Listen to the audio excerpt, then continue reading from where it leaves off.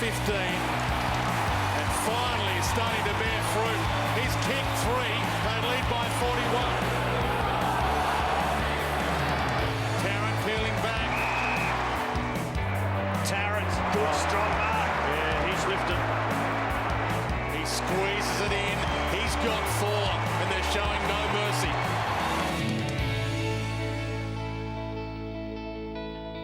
That's the only shot of the Tarrant brothers together in a football scenario. Tonight, we've got them both here for the first time live in an interview situation. Chris, Robbie, welcome to EMT. Thanks, mate. Great to have you, boys. Yeah, thanks, Ed. Mate, what was it like watching your brother go berserk on the weekend and finally get what he deserved down on the football ground? Yeah, it was exciting. You know, obviously, Robbie, with his injuries, hasn't had the opportunity to play a fair bit over the last few years, but as a brother and as a older brother to Robbie, I was sitting back and I was extremely happy for him. Mate, I remember when you were a little bloke running around the rooms watching your big brother play. Was it great to finally get those goals and take those marks on the weekend? Yeah, look, it was a good reward for effort. You know, it hasn't been an easy road, but you know, to even playing the win that we had was just unbelievable. There it is, taking the marks there and kicking the goals. Mate, you came into this game having kicked 1 career goal. You kicked 4. You should have had 5. You had 1 taken off you by the umpires from a dodgy decision. But particularly this one, kicking a banana from the pocket in a crucial moment, and you can see the excitement there and Drew Petrie getting across to you. What was it like? It was funny, actually. Drew, we were working on it during the week, and he came up to me and goes, you know, I think you should snap this. And it actually, I was going to kick a drop punt, but you know, I just managed to hit it right, and it went through. And you know, the crowd, although it wasn't huge, they were really vocal, and yeah, you know, it was a good win. No, they were up and going. Tell me about the shoulder reconstructions. You had 4 really before you got going, didn't you? Yeah, so I had... I said 2 on the weekend, I forgot you had 4. Yeah, I had 4 before my first game, so as I said before, I got off to a slow start and, you know, finally getting out there now, which is good. Did you ever think you'd give it away, that you just thought, OK, I'm one of those blokes, I'm just not going to get out there? No, not really. And, you know, I'm pretty competitive and, you know, I thought, you know, I'll give it my best shot until I'm pretty much told that, you know, I'm no longer required, and hopefully, you know, I can stay out there for a bit longer and continue to, you know, show something. And the Kangas showed great faith. They re-signed you to a second contract without even playing a senior game. That's fantastic. Yeah, enormous faith, and you know, I've got a lot to repay them, and they've stuck by me through, you know, not just football stuff, but through a lot of things, and you know, I couldn't speak highly enough of the club. Chris, you haven't done a whole lot of media over the journey. I can understand why, because we're going through the archives, and I think this was your first ever appearance on television. It was my old show, The Footy Show with Sam Newman. You were 20 years of age, and I think the year was 2001. Have a look at this. Giving him this as a, you know, present from the Pies, and for, you know, for a great 150th, mate, just...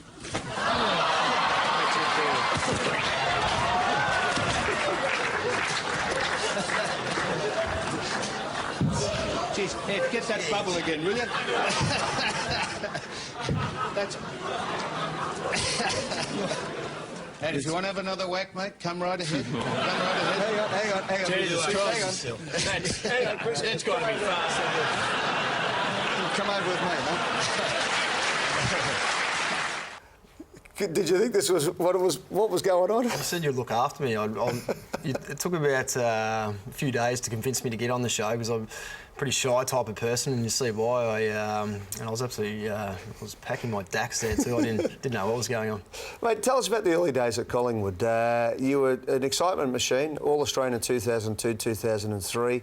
Took the mark of the year. You're the pin-up boy at Collingwood, and then it just didn't quite click for you at different stages. And you seem to be almost a troubled soul there for a while. You went to Fremantle, and you've come back just this, you know, pillar of society at the club. You're one of the best blokes we've ever had at Collingwood. It's fantastic. Yeah, I love the early days. Even though, look, there was a few hiccups along the way and things I probably learnt from those incidents, but I was still playing in those big crowds and playing up forward and playing some of, you know, some great games along the way in terms of team games and in front of, you know, the prelim finals against Adelaide and Port Adelaide, which are 2 of the loudest games I've played in. It was, those memories always stick with me, and unfortunately lost my way there a little bit. Yeah. for reasons probably in my control, where I just let go a little bit and wasn't doing everything I was when I was reaching those all Australian years. So I took. Did you just get sick of it, or? It's Because a couple of times, look, early on in your career, I remember you came down to my house down the beach and we had to try and coax you back to the club. I think you were 18 or 19, was after your first year.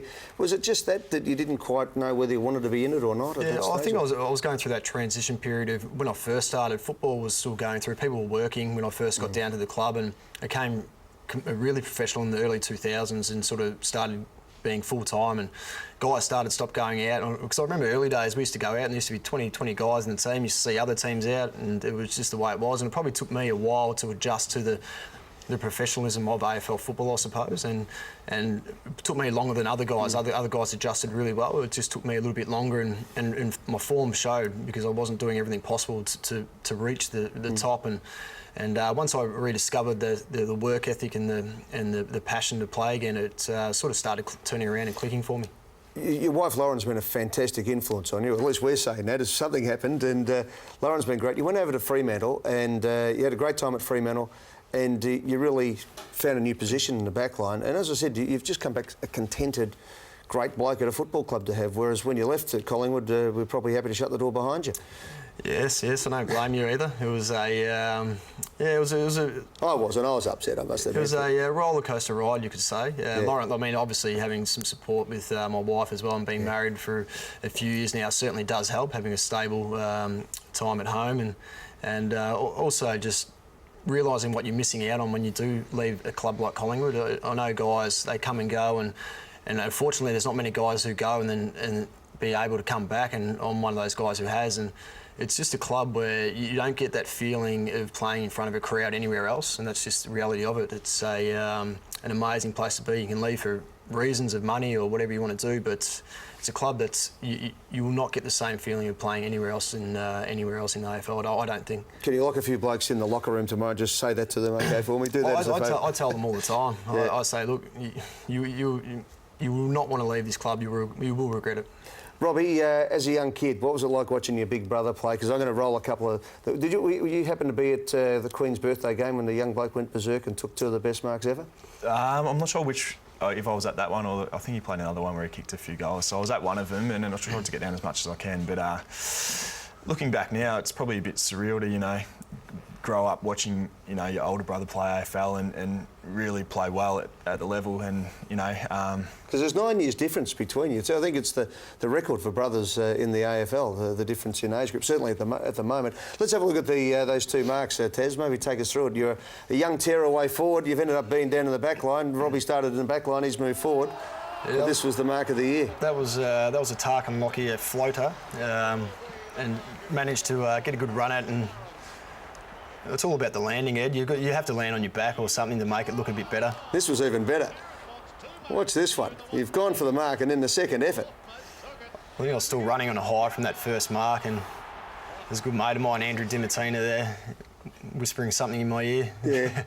But it was good times. I love my time as a forward. It's a buzz when you're marking like that. I can't do it anymore. I can barely get off the ground, probably just for a spoil. But playing forward, especially in front of a big crowd like that, it's a great feeling. You used to get to jump early. We'll have a look. There's one that you took a beauty at Etihad Stadium over Matthew Scarlett. You had a couple over Matthew Scarlett, but let's have a look at this one because I got very excited.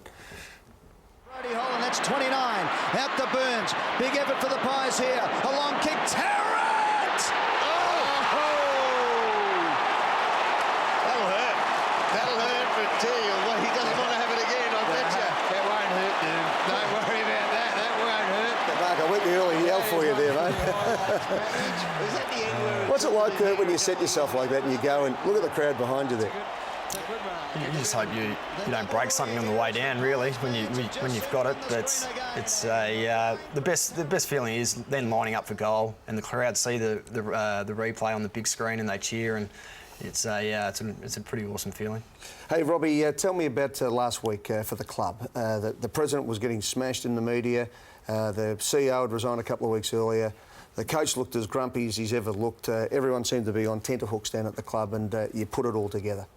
Yeah, look, it was a massive week, and the Adelaide game was huge in our season. So to be honest, we didn't really focus too much on sort of what Adelaide did, just the stuff that we could sort of control. And to come out in the midfield, it started with them, and they really just got on top and dominated throughout the day. And the pleasing thing was that when they challenged us in the third quarter, we were able to respond, and it was a good club win and something that we really needed at that time. Good on you, boys, and it's been a big summer for all three of us. We all lost our fathers over the summer. I think you're both overseas. When news came through that your dad was really crook.